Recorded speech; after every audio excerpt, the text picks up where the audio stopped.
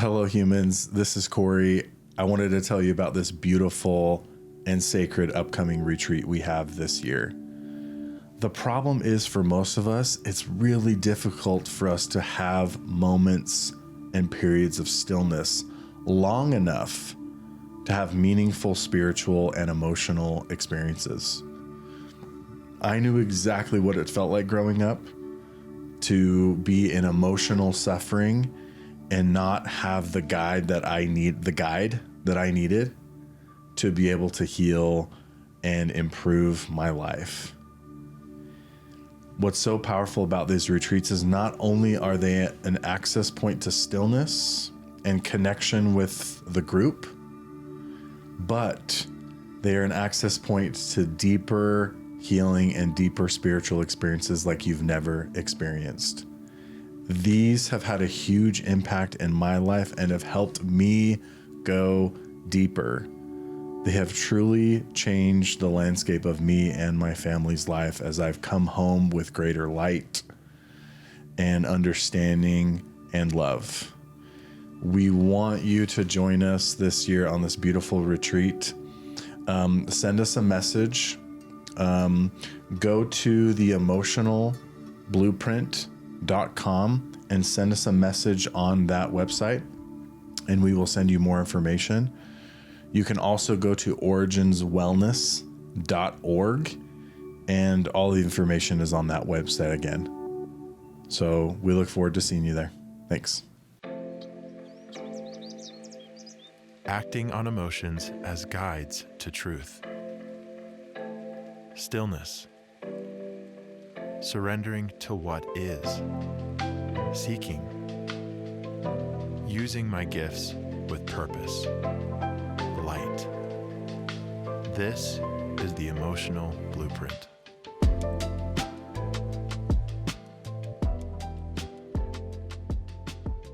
Okay, I definitely want to share this passage from the Bible. And it says, "Correction is grievous unto him that forsaketh the way, for he that hateth reproof shall die." Correction is grievous unto him that forsaketh the way, for he that hateth reproof shall die. Okay, so what is your thoughts? What does that mean to you? Correction is grievous unto him that forsaketh the way, for he that hateth reproof shall die. So, assuming that the way is Christ or the path of an enlightened mind, or the straight and narrow, whatever you want to call that. If that person is not in line with those beliefs With the way. or that way of living, then being corrected is a horrible thing to that person. That's a really insightful connection on what we were talking about earlier. Mm-hmm. I think you're spot on. I just took a note of this as I was thinking about it earlier. What is the way? Someone that is actively seeking light and truth. And that one who is open to learn from all schools of thought and all people. Someone who's willing to learn from the signs of nature. So when someone isn't living that way and someone is trying to act like they are, they're trying to be a wolf in sheep's clothing. They put on this facade. Anyone can put on a good facade. Mm-hmm. But how do you know if somebody is legit? Well, correction is grievous unto him that forsaketh that way. So when you try to give someone feedback, or when when you're dating somebody, you're gauging. Anyone can put on a good presentation, but no master manipulator can ever fake a genuine response. One of the good ways you can tell if somebody is interested in the way or humble, or you can ask them about their past experiences, their past relationships. And a good question to ask about past relationships is what do you think your role was and why that didn't work out? Or what role do you think you played and why? And if their response is like, oh, that stupid B, like it was all her fault. She was horrible. Da, da, da, da. She cheated on me. Da, da, da. It's like, those can be some potential red flags of somebody that's not willing to take responsibility, that really isn't following the way, you know? So anyways. I think that that's interesting that you say that, because it's not necessarily that let's say that hypothetical relationship that the other person didn't cause all that pain. It's that you're not taking credit for the pain that you may have caused as well. I think that that's so interesting that you point that out. It's not saying that they were. It's not saying that you have to be the cause for the issues that caused relationship to fall apart or whatever. It's that you have to take credit for what you did do and be honest about it. And I just think that's really cool that you say that. Yeah. Well, hypothetically, even if this person did date someone that unexpectedly cheated on them and totally broke their heart, like just going through an experience like that, how can somebody go through something like that and not learn something from it? Like it's not about whether it was their fault or not. There's things that people do things all the time to me that are not my fault, but it's still a learning opportunity. And that's what that's what the way is. Yep. Somebody that is seeking truth and light, regardless if they feel like they're responsible. Just hurtful things, painful things that happen. Hopefully we're learning something. Blows my mind that some people can go through divorces and not once ask themselves the question, what role did I play in this, or what can I learn from this? Red flag. If there's not a genuine, type of response to that, like something with depth and genuineness. I'm not saying base it just off of that, but that's a good indicator. That's a scary one. Yeah. It's like a willingness to like step back and see things as they are. For sure. From like a place of objectivity. Yep. It's like the wisdom. Yep. In that. And that's cool. That's actually what humility really is. Seeing myself for who I really am. And if I'm seeing myself for who I really am, then I'm really realizing how insignificant and weak and how much I have to learn, how far I have to go before I'm perfect or whatever. I feel like humility is without conditions. Like there's no but at the end of it. It's taking it from, I can learn from all sources unless it's me, then I don't want to hear it, or I'm not ready to receive that about myself. And you take it one step deeper than that, and it's just all truth, no matter what source, about who, it doesn't matter. I will accept and listen to any and all information that might come. And that's like the pulling yourself out aspect, is like, I could be one of the things that the truth speaks on, and I just need to be willing to hear from wherever, whatever it's talking about. Because I feel like we want to protect ourselves a lot, like in those situations. Yeah. It reminds me of that true story I was talking about last time about Ricardo, who got put into jail unfairly because his cousin spread a rumor about him. Yeah. And none of that was his fault. And the cops arrested him on these claims, and he's in jail. And none of this was his fault. Objectively, not much was his fault. And I love the symbolism of this story of, as soon as he was able to find the deeper lesson from being in prison, then he was set free. So he actually was set free in real life. But the symbolism of that, of like, as soon as we learn the deeper lesson, and regardless of if it's our fault, then we are set free of the suffering of that event or whatever it is. As soon as you are able to find meaning in suffering, then the suffering is over.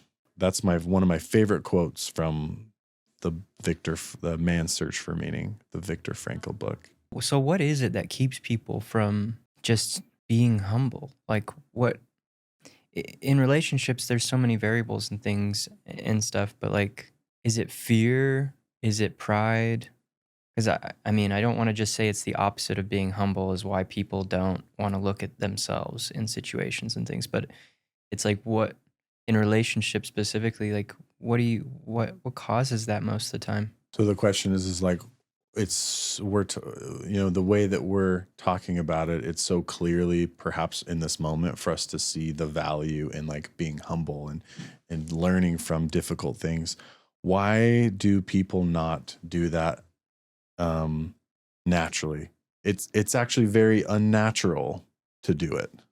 Mhm. The natural thing to do is when something difficult thing happens, the natural thing to do is to be upset and to stay focused on the event and other people. Mhm. That's the natural thing to do. Because that's so natural, some people don't even know that there's a different option. Mhm. It's like, oh, I can actually like learn from something that's not my fault. And like, and intellectually, I think they know that.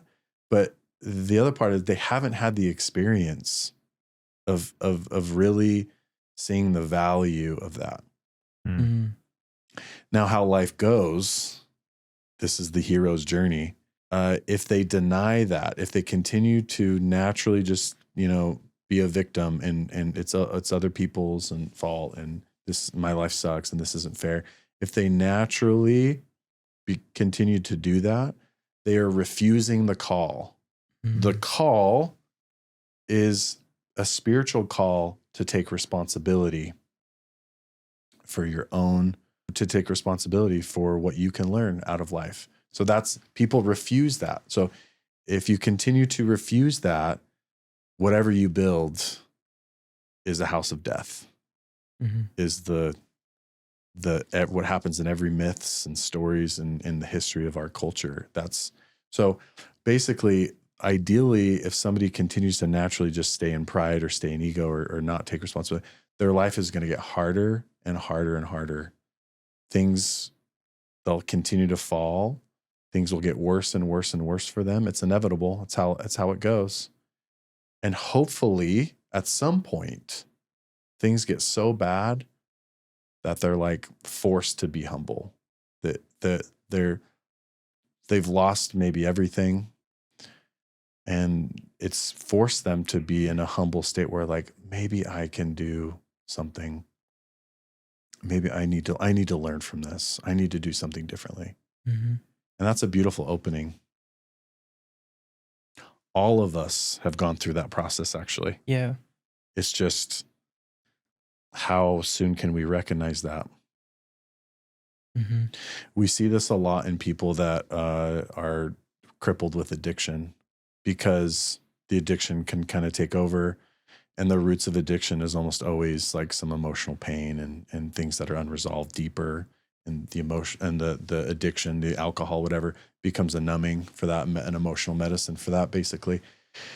But I've loved working with addicts because I love to see like they basically are broken and they've lost everything. Mhm. And so sometimes the humility that then emerges when they're sober, it's like the humility of a child. It's like so pure Mhm. and beautiful. And from that, they really can, rebuild their life. And it's not easy because they are like a child again. They're going Yeah. to fail, and they have become like a child, though, in humility. And also in some aspects, they've lost judgment and the consequences of addiction. So Yeah. Do you see people that are like more proactive, that are like not at that rock bottom, compelled, that are like proactive and come in and maybe see it coming, yeah, type thing? I used to see a lot more people that weren't, because I used to, when I first started, I was in like not a mandatory, but just more of an intense treatment place. And so get a lot of people that were in the depths of like, they just Yeah. hit rock bottom. Yeah. Mhm. But now I see people that are more proactive, which is nice. Life gives you many opportunities to ask yourself the question, what can I learn from this?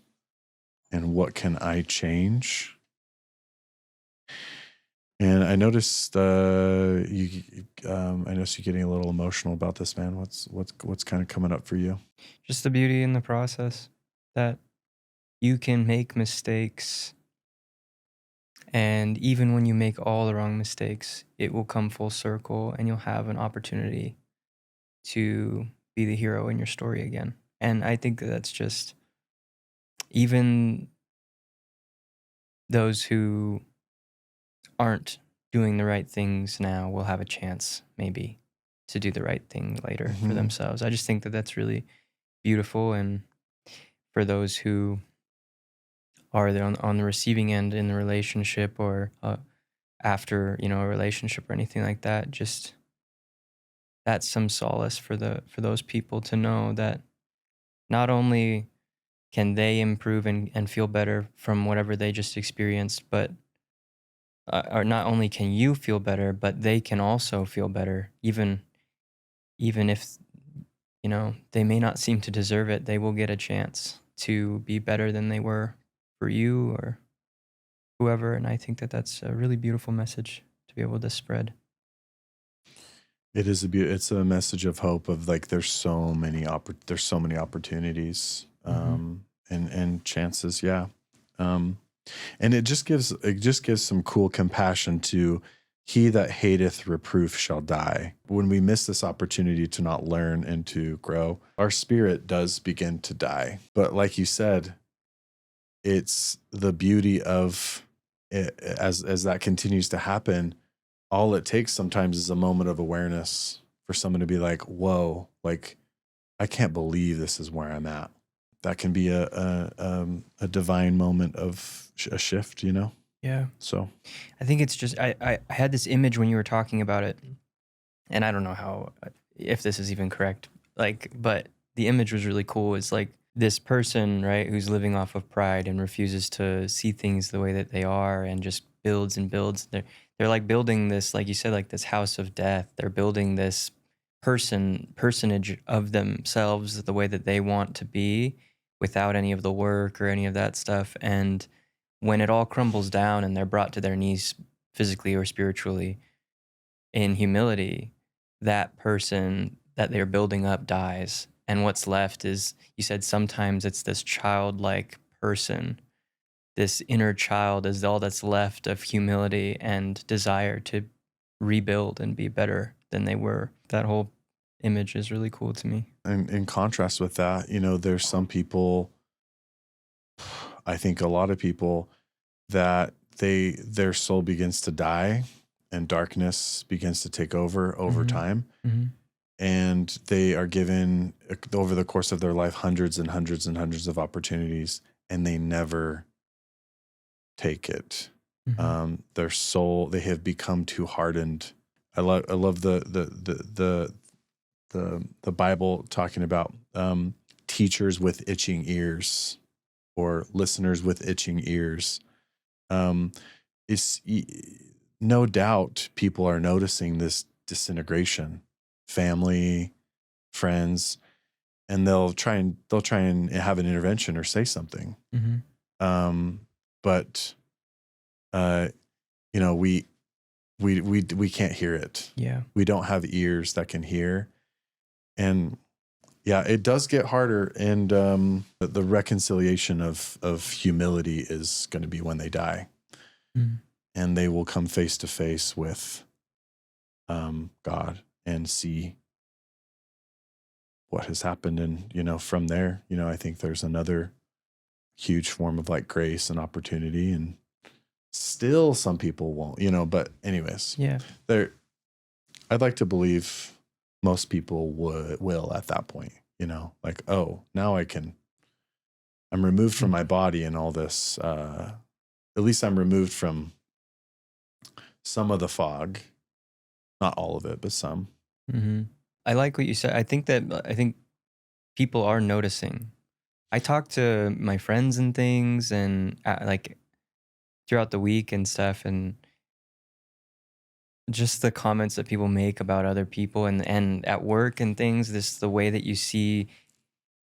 I don't know. People just seem different. They seem more disconnected. They seem more sad. Like really sad. Mm, People seem really sad. mm. Um, I think people are noticing the changes in society and they're seeing this huge shift that's happening. People disconnecting and what that's doing to them. Let's talk about this shift. Let's talk about this. I had this pretty cool experience the other day. I felt this need. This is like a new thing for me, that's what I'm about to share. But I Mhm. felt this need to take some serious time to meditate on like the current state of the world Mm. and where it's going. And I had this cool vision. And part of this vision was a singular focused on like a family. And then the other part of the vision was more universal.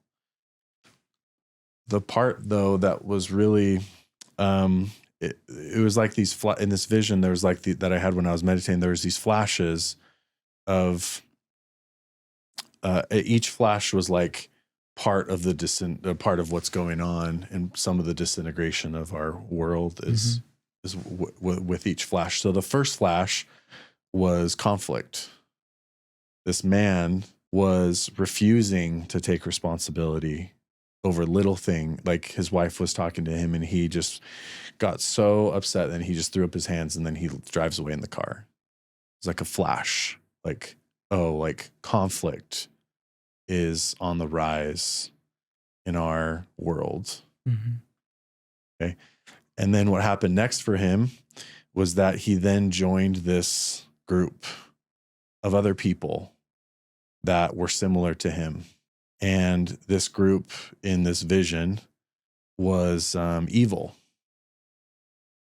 And they didn't know that they were an evil group, but they were promoting division. And that was another flash, like division, like the divisiveness of our time is rapidly growing and it's headed to not a good place. And then the vision came back to the wife who was alone Mhm. with her kids and just in her room, sad. So sadness, boom. There's never been a time in the world where people have been more sad. It's different than like the Great Depression or the World War II. Like that sadness was more external, survival, and the X factor was of that was the benefit of that is people. It was a lot of people were experiencing that. Almost everyone was, and so it was like a community Yeah. of that. So yes, the sadness was external. Now there's never been more sadness, but it's internal. Solitary sadness. You're just by yourself dealing with it now. Yep. And then that was another flash in this vision I had of sadness. Mhm. And then the final one was going along with that was just this complete loss of community for people. And just seeing that in this vision I had when I was meditating of all of that individually in this kind of family unit vision, but collectively. And man, it was a really powerful experience for me because it led to it led to where this is going in universally, and it led to a powerful kind of where can I go to find this like truth and peace and safety almost. Mhm. And we'll talk about that later, but those you've kind of touched on these things with some of what you've said already, but those kind of flashes have been really kind of on my mind this last few days. I feel like I've seen all of the flashes you described. I've seen like at least one example probably recently. Like, Yeah. I just get pictures in my head of experiences that I've had that show me what you're talking about. Like the loss of community, I know we all feel that. Like Holy cow, dude. post-COVID, you can't walk in the store and wave or make eye contact with people like you could before COVID. It does not happen anymore. Mm-hmm. You'll almost bump carts with someone and they won't even make eye contact with you, and they'll just redirect their cart and keep walking. That's so crazy to me. Cold. It's Yeah. desensitized. It's the fear of everyone else around you, that division that you're talking about. It's so real right now. People are really feeling it. I don't think we've stopped feeling it since then. What's the huge negative that goes along with this loss of community that is happening universally? 70% of people are lonely. 70%. 70? 70% are experience loneliness consistently. 7 out of 10 people. And so loneliness is a indicator that we are low on connection. We are wired for connect. We're low on connection. Think about, this very real evil influence. Mhm. We can just refer to that as Satan for now, or the ego, but we'll just say Satan.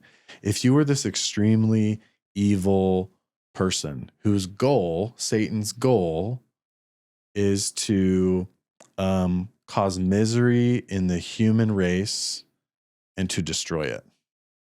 That's his goal. Okay, so if you were him, what would you do to cause widespread misery in the human race and then lead to its own destruction? You would at all costs keep them from knowing who they really are, and then you keep them from sharing that with each other. Wow, that's powerful. That's a powerful truth, what you just said. At all costs, you would keep someone from knowing their true identity. And you keep them from sharing it with others. Think of, so part of this vision I had, I saw people like suffering in silence and alone.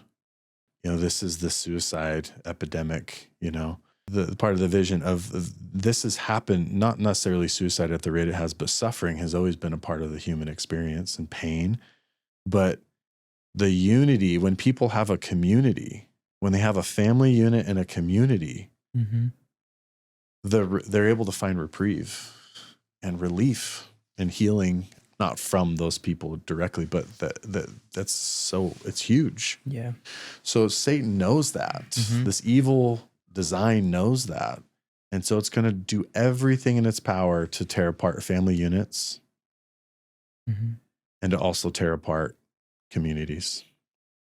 And that's exactly what is happening. Yeah. We're all about practical application and kind of bringing this back to what you can do. And we should talk about that. When my grandpa was alive, I used to visit him every Thursday for a while, and we'd have these conversations about how things used to be, The old days. And I love, if you talk about like learning from God through people, one of the best things that you can do is go talk to some elderly people. Go volunteer for an hour a week at like a retirement home, and they're lonely there. They just want to share their story. It's so cool to sit with them and like just to hear their story and ask them questions and rile them up a little bit. It's always a good time. Say controversial things on purpose. No, I'm just kidding. We don't want you to cause them a heart attack. But that's a powerful way. So talking to my grandpa, one of the things that we would talk a little bit about is this loss of community. And I say, Gramps, like, really, how different is it? And he would talk to me about porch culture. And to me, porch culture is the coolest thing that humans have ever invented. Yep. And for those who don't know, it's you get off of work and you're in this cul-de-sac and you have your chairs outside on the sidewalk or your front your front door where people can easily access, and you just sit there, and you're just sitting still. You just Looking at each other. you just sit there. You're sitting still. You're talking. People get off work. Hey, they come up and talk to you. Mm-hmm. And then you take your turn and you get up and go for a little walk. And then you talk to other people that are doing the porch thing. Mm-hmm.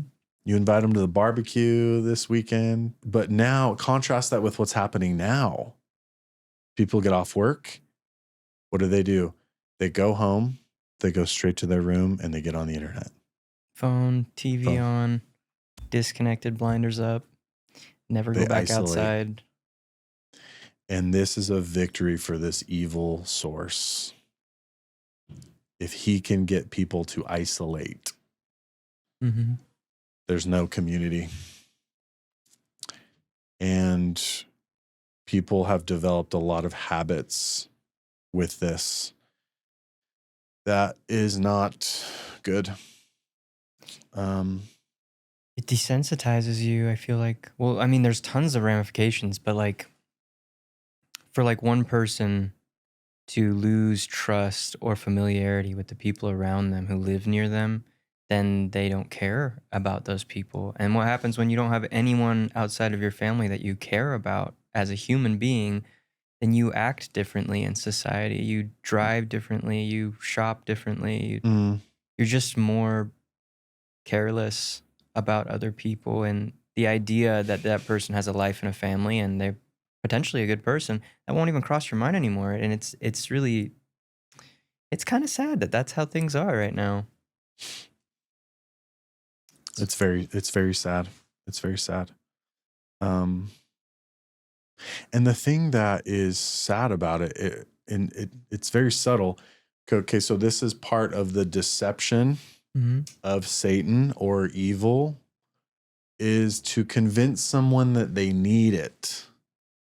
I get off work and I need, because they've developed a habit of watching 4 hours of TV, and that's excessive.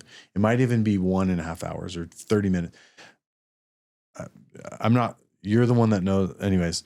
But my point is that people get used to that and they feel a little bit of relaxation from that.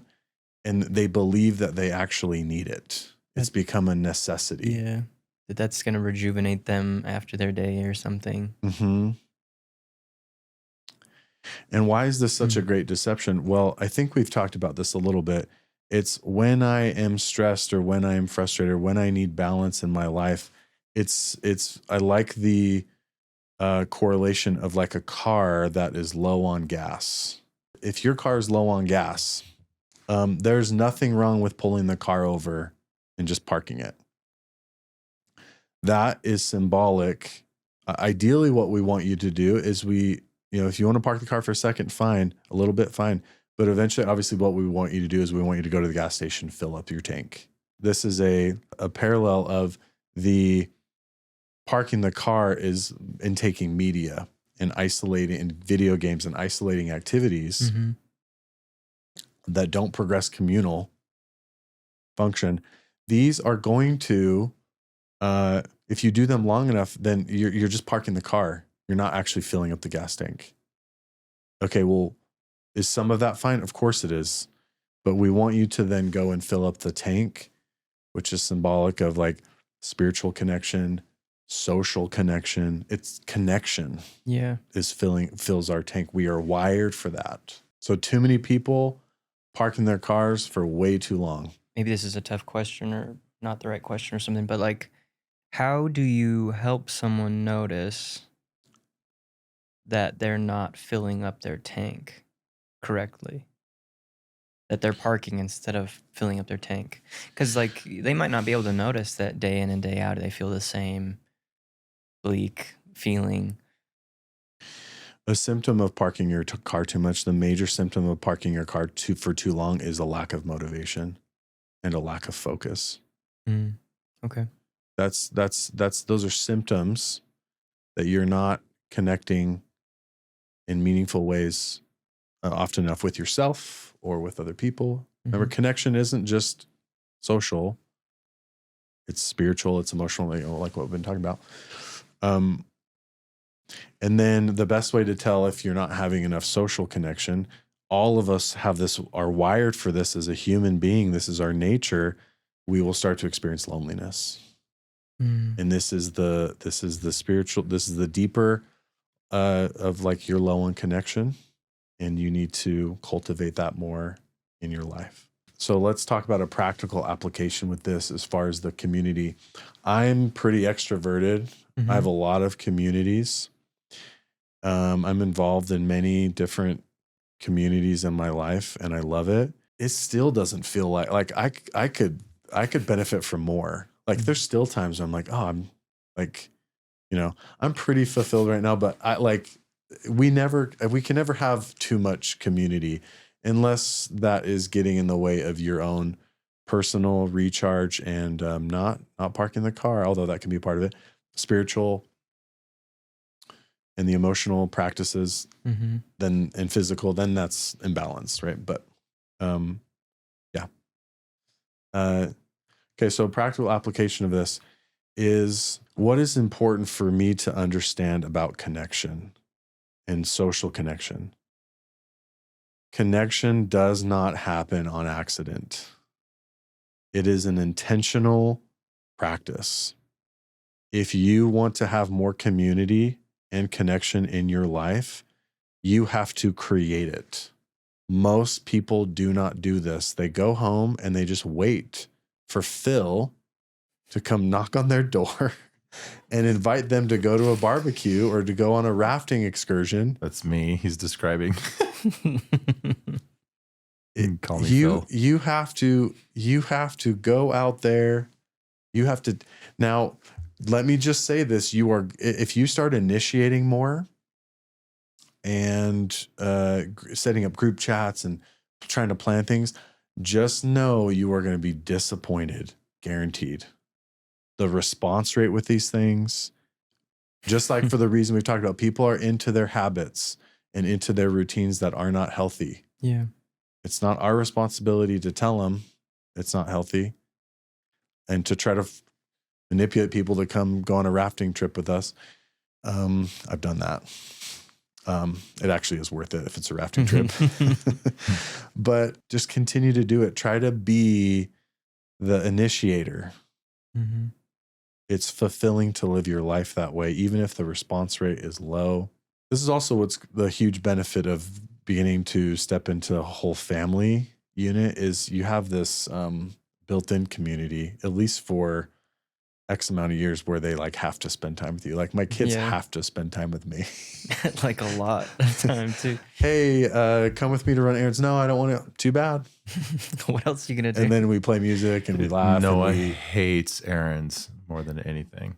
I got to Noah's Dane's son. I got to turn that around. ASAP. And just creating it is so important. And there's just not enough people that do that, which is why there's no community.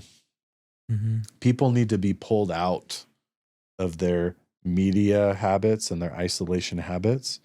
Like, whoa, like this was fulfilling. This was really good. To be like, I want to do more of this. And they need to have that experience to pull that so we can play a role. Yep. Doing that for us and doing that for other people, And a little plug-in for connection versus attachment, right? Yes. It is not about what you're getting from the activity that you're doing or setting up or whatever. It's what you're giving to the situation or the experience, right? For connection. You shouldn't, right? Isn't that right? Like you shouldn't be looking for what you're going to get out of it, because that's attachment. Connection is a self, like I just want to give. I feel like I have something to give. I feel like I'm a little bit funny, or I have stuff on my mind that I want to talk to people about. Like you want to give that and create that connection. Yeah. Because you just get so many people nowadays. Like if you show up to a house party or something, there's that one guy or whoever that shows up, they're playing on their phone for 5 minutes and they're like, you know what, this isn't for me. And it's like they might have been looking for someone to give them an experience at that party instead of them connecting with people to get an experience from it. And you see that happen all the time, where people are just like, this isn't it, we're leaving. It's like, well, okay, maybe connect next time. Waiting for something to happen. Or Waiting for excitement to come to them.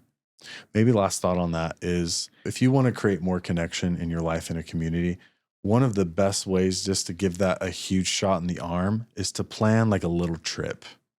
Like book, book an Airbnb, something that maybe you can cancel, and then just start like, hey, like I would engage in intentional manipulation to get my friends to come on these little trips with me when I was single, even when I'd been married. And the way that I would do that is I would book the place. I could cancel it if it just busted, if it was a bust. But I'd say, hey, like I'd maybe get some buy-in before, like, hey, we should go to like San Diego, or we should go a road trip here. And they'd be like, yeah, that sounds awesome. Be like, cool. And then I'd put them on a group message and put some other people that I wanted to come. Be like, hey, we got this awesome place. And then I would send photos of like the beach and curate these like visuals. TripAdvisor pitches. These visuals. Yeah. It's so dumb, but like it worked. And I'm telling you, if it's the best way to get out of your normal environment and to have multiple days, even if it's just one day where you're just like with people and connecting. Holy cow. Like that is a beautiful like ensemble of just like connection and conversation. It's like you feel so alive. The times I've felt the most alive is moments like that in my life when there's stillness and there's time. You're not rushed. Mm-hmm. Like, oh, I gotta go. I gotta wake up early, later. It's just free, present connecting. Super cool. And there's a way to have it be low risk. Like I said, whatever. But those are just some practical applications of starting to initiate if you feel ready, and even if you don't feel ready, trying to do that a little bit, and you'll be disappointed, but then you'll learn like, oh, 10% of people commit, or so okay, I have to invite, if I want 5 people to come, I have to invite 50. Yeah, or whatever. Maybe that's but you'll learn to accept the way that things are right now, and then you'll make a big impact on helping bring more connection to other people's lives. I want to talk a little bit about like division and like group identities. This is a big, in this meditative experience I had, this like principle of like division, and the amount of division that is in our world is at an all-time high, I believe. And it's only going to, the human race is only going to become more divided. Obviously, we see this with like politics. We've almost always seen this with religion. But politics in America is a big one that really sticks out to me. And so there's something that is called like, in this, just like, I guess we could just call it like toxic group identity versus community. Community is obviously really good, but toxic group identity is obviously not good. And so I think it's important to talk about this because there's some people that might actually be a part of a toxic identity, group identity, and they don't realize that they are. And so it's just good to be aware of, so that we're promoting community and not division. Okay, so I want to get your thoughts on what's the difference between a divisive group.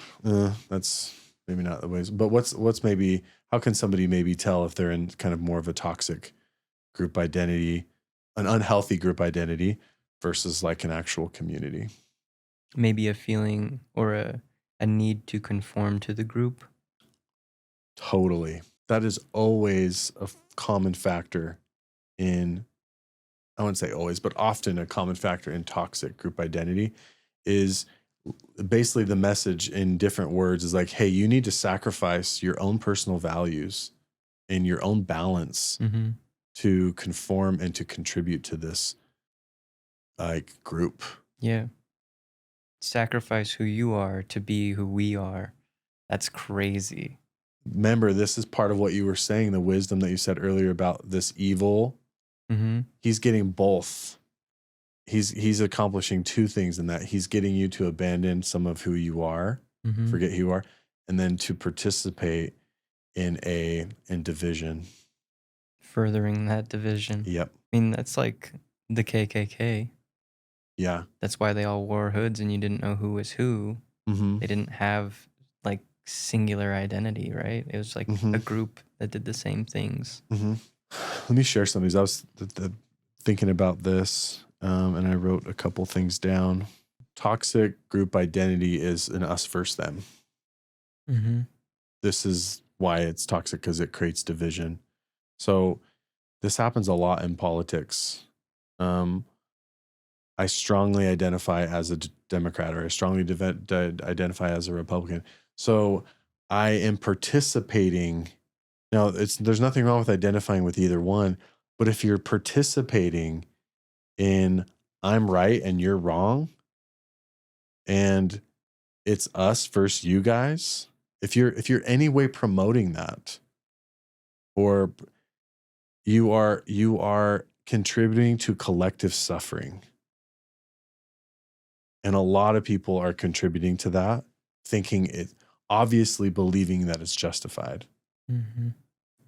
You don't realize what you're doing. Do you think that they're doing that out of like a sense of, because of that 70% loneliness, are they just doing it to be a part of something, to try and feel connection? 100%. Yeah. They're doing it because they want to be a part of, they want to be right. They want to be a part of a community. Yeah. That's not the way to be a part of a community, though. Can't sacrifice yourself for that. And it's not like one party is innocent and one's guilty. Like on the political spectrum, both Mm-mm. participate in that. Mm-hmm. You know, this is interesting. Conformity over truth. Conformity over truth pressures members to conform, discouraging critical thinking or questioning group norms. Yeah. You know, Mm-hmm. uses fear, guilt, or shame to keep people loyal. You already said this, a loss of individuality. Fragile and defensive, reacts aggressively to criticism from outside perspectives, seeing them as personal attacks. If we contrast that, a healthy community encourages growth. It allows people to think freely and to ask questions and evolve. It supports you without trying to control you and what you believe. So I think the biggest thing that sticks out is, especially in the political spectrum, but this applies to religion, this applies to families. Anytime you are saying things to other people that are promoting that they're wrong and you're right, Mm-hmm. or that, you know, they can't believe they do this or that, you're promoting division. You are furthering the work of evil and the loss of community. You may not see it, but that is the reality of what is happening. And social media has obviously taken this to a whole nother, because think about it. If you subscribe to certain political views, as an example, you can hop on, you can curate your X platform or your Instagram to just give you feed about that political view or that side of the aisle or whatever. And then you start to actually believe that's what is objective and like the truth and the way and like how everyone should feel. And then when you meet someone that doesn't view that, it's like, it's just crazy. And man. it doesn't even show you opposing views. So No. you think no one's arguing with it. Yep. And then you're like, this has to be the truth. I have to, like, there's no question. It's just dangerous. It is bad. It's just dangerous. Manipulative. It's just good to keep in check. Obviously, it's good to have views and to believe things, and there's nothing wrong with that. But, you know, some people are actually the leader of these toxic group identities by trying to pressure people to believe what they believe and to emotion, fear, guilt. I can't, you know, it's just crazy. So this whole division thing and the loss of community, I think, is it's the disintegration of the human race. And it's so important to try to do our part to contribute to unity. But in my meditative experience, I saw a little bit of what is going to happen and this is just my experience, which is that I believe what is the reality of what is going to happen is the division is going to get so great that there's only going to be two categories of people: good and evil. And right now is, and for a while, I think is almost kind of a sifting of that. Right now, there's so many people that are kind of a mix, or, it's hard, it's not as black and white. But if you are spiritually connected and you are emotionally, and you have this vision, you will start to see, I believe, you will start to see this happen more, and it will become more black and white. And obviously the people that are in this evil group, when, however long this takes, this is what I believe, however long this takes to happen, they're not going to believe that they're the evil group. They're going to believe that they're right. And so I think that's the big thing too. The last thing I want to say is kind of like, would you rather be right, or would you rather have peace? Would you rather, this applies to this, what's maybe a really important message for you to have in your family unit and in your community? Would you rather be right, or would you rather have peace? That is a decision that most of us make unconsciously all the time. Obviously, you would want to have peace, and we have to make that decision. I'm fighting with my wife or my spouse or whoever about this, something political or something stupid that just really doesn't matter. Whatever it is, not that politics don't matter, but just things that really don't matter when we boil it down to it. And do you want to be right, or do you want to have peace? The way is to obviously choose peace and unity and understanding. And the cool thing is, what are some of the, let's talk about some of the good that is developing, and some of the shift of the good that is developing in our society universally. What are some of the good shifts that are collective shifts, individual shifts that are happening in the world? Just as quickly as bad information can spread, good information can spread. And I think more than ever before, we've been able to potentially connect with people in different countries and all around the world easier than we've ever been able to.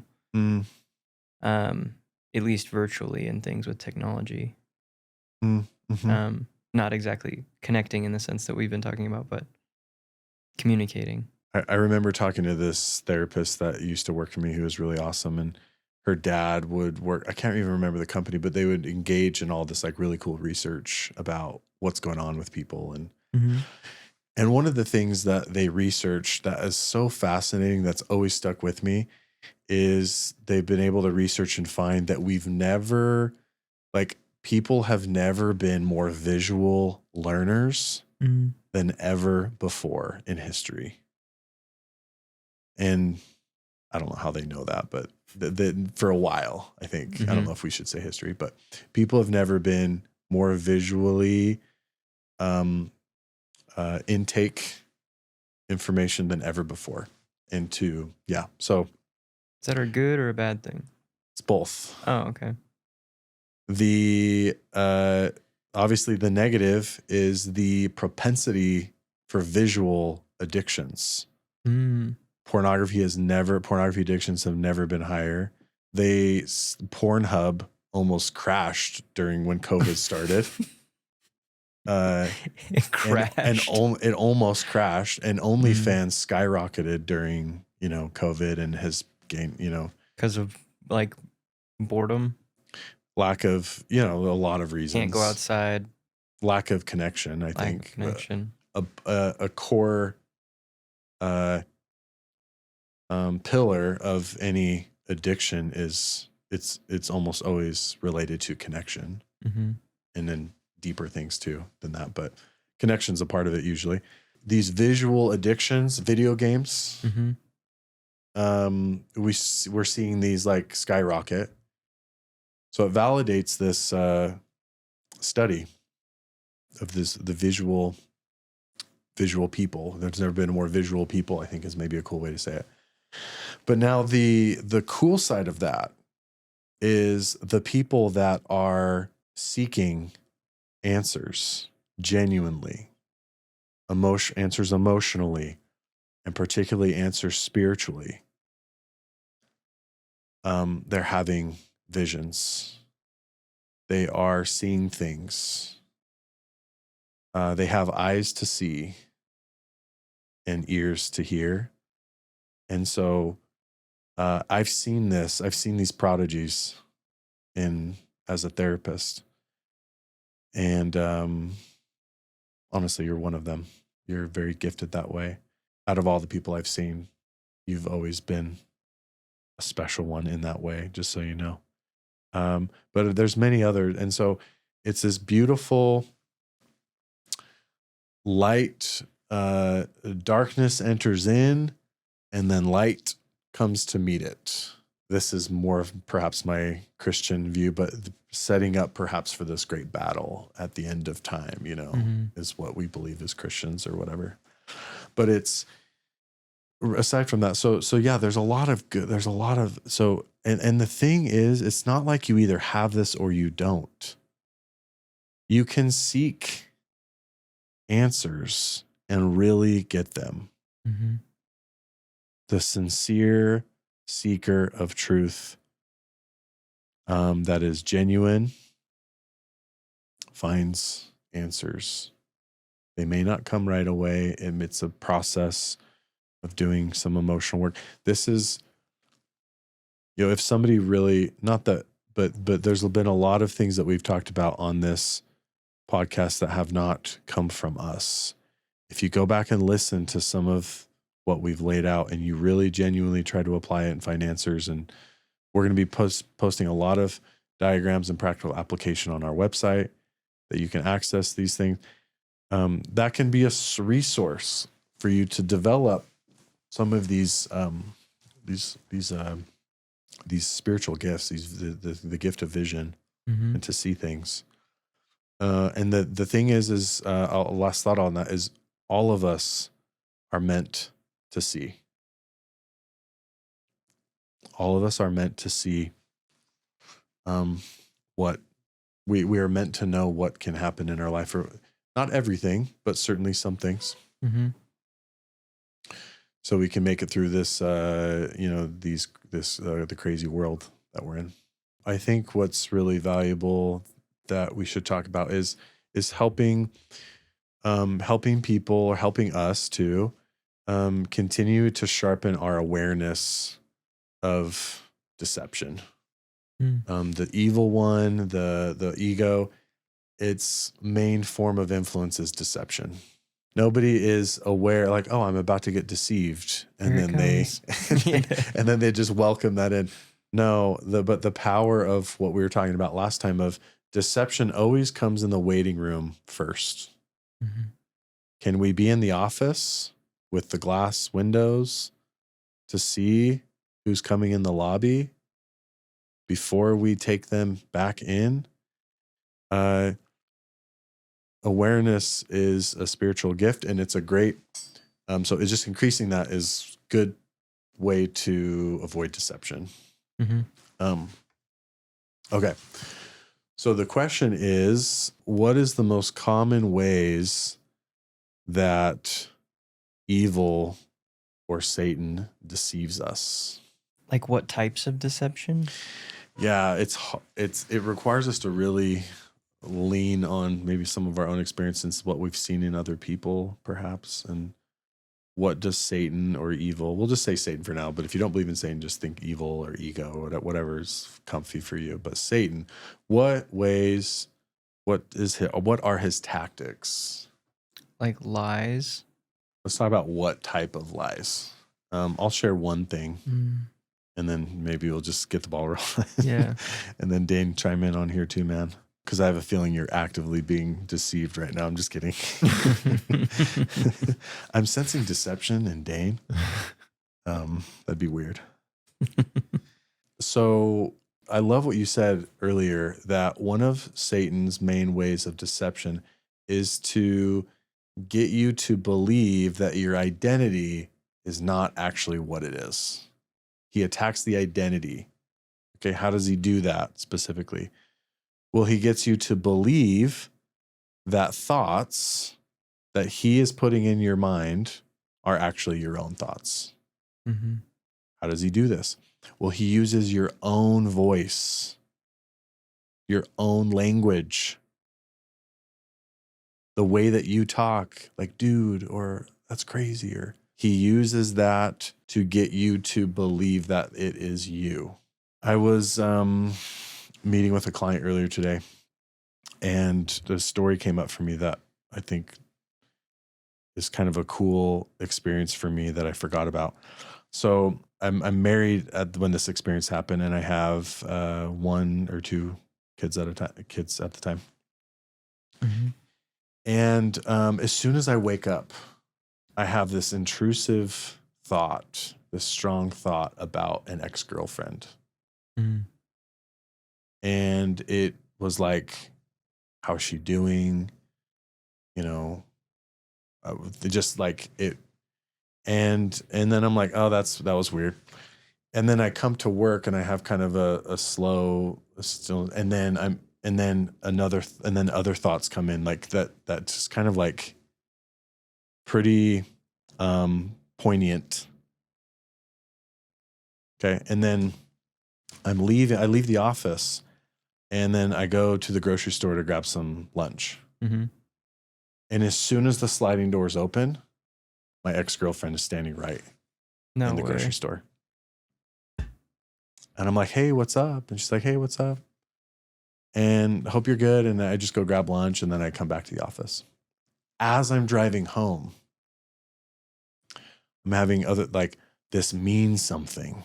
Like, there's no coincidence here, Corey. Mm-hmm. You had these thoughts, like you haven't thought about her for years. And then you wake up and there's a strong thought there. It's destiny, Corey. And then other thoughts, like, and then you bump into her. What are the chances? Like, you're supposed to act on this. You need to do something. Pretty compelling situation. I have some awareness at this point, and I'm like, I'm married. I have 2 kids. Like, this is ridiculous. Nice try. Yeah. But isn't that fascinating? Mm-hmm. Because what also was happening is the orchestrator of thoughts was also putting thoughts in her mind. She wasn't present. Mm-hmm. And he was putting thoughts into her mind to be at that spot when I was. Dang. That's he was crazy. working at trying to me to lose myself. Mm-hmm. And my point in sharing this story is the deceptive nature of thoughts and how we can truly believe that they mean more than they really do. This is part of his deception. He wants us to believe that thoughts mean something. Now, which thoughts actually mean something and which ones don't? Well, we've talked about this. The thoughts that mean something are when we are still and a thought comes from within us, and there's an inspiration to it. No thought is ever going to get you to obviously betray your morals either. And that was obviously a highlight. Just to give even more clarity to that, because I'm not quite doing it justice, is how can we tell if a thought is coming from us versus if it's coming from Satan? Maybe the intention or whatever the action would be from the thought, seeing what that would be. And if it's positive or uplifting or helpful to someone else, then there's a good chance it's going to be a good thought. Maybe that's kind of a tough one. I think this is key too, just from what you said, it popped up, is intention is key. If I am intentionally producing, if I'm intentionally trying to think about this, then it's coming from me. These thoughts with my experience about my ex-girlfriend, Came out of the blue. Random. Yeah. Like, what? Mm-hmm. Right when I wake up, what? Driving, what? Mm-hmm. It's not coming from us. Now, what about God or the good side? Can't thoughts be random or come up from them? Yes, but if they are, there's a clarity to that. There's a you just kind of know, there's a clarity to it. You know where it's coming from. Mm-hmm. So that is the key. Is it intentional? Am I producing it on purpose? Or is it clear and gentle and peaceful, calm to it? If the answer is not either of those two things, you're getting deceived. There's a deception taking place or trying to take place. The other thing about the collective world is truth is getting foggy and getting attacked. And we need to have these weapons or this clarity or this understanding to avoid deception. It's critical.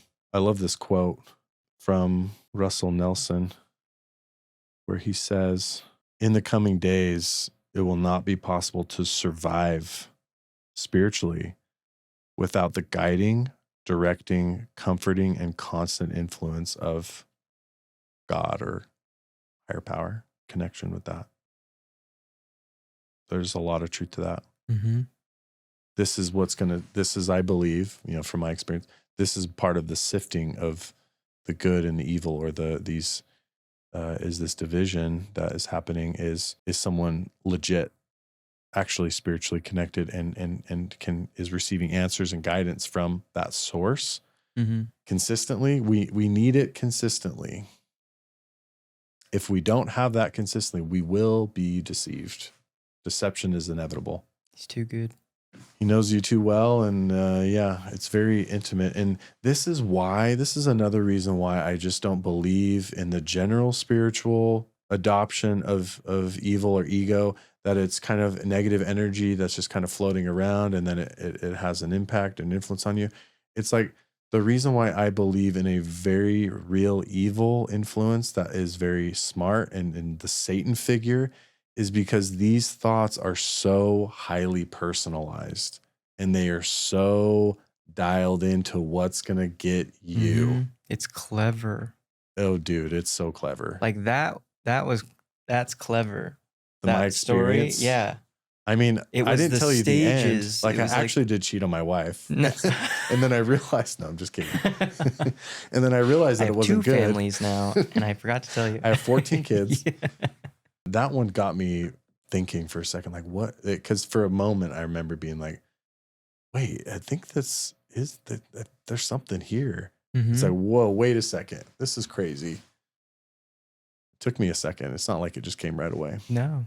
And if it were a different person, it would have been differently crafted, which is scary. And But it just highlights this other important truth that evil can also work, and it's subtle, right? We're talking about thoughts that seem semi-normal. but yeah, like I'm gonna go get lunch. That wasn't an evil thought, and there's nothing wrong with me following that. Mm-hmm. But she wasn't perhaps that, and I don't know.